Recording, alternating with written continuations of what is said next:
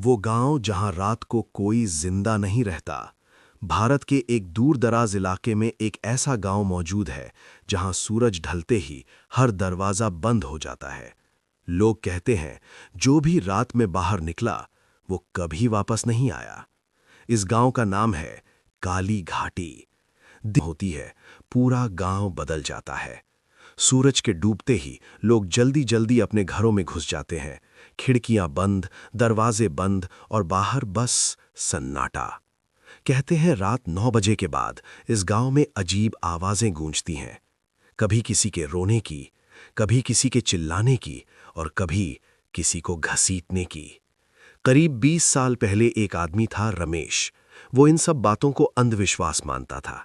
गांव वालों की चेतावनी के बावजूद उसने एक रात बाहर जाने का फैसला किया।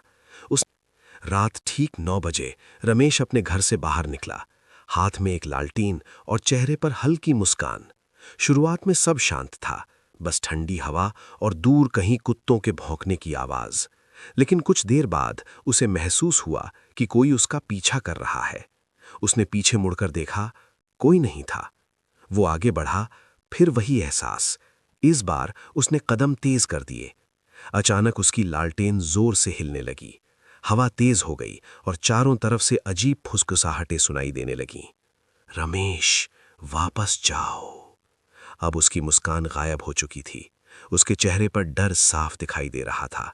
वो भागने लगा, लेकिन तभी उसके पीछे एक काली परछाई उभरी, लंबी, बेहद लंबी, और उसकी आंखें अंधेरे में चमक रही थीं।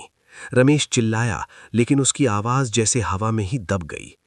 अगली सुबह गांव वाले उसके घर पहुंचे। दरवाजा खुला था, अंदर सब कुछ वैसा ही था, लेकिन रमेश कहीं नहीं था।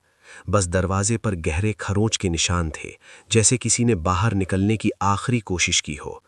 उस दिन के बाद किसी ने रात में बाहर जाने की हिम्मत नहीं की।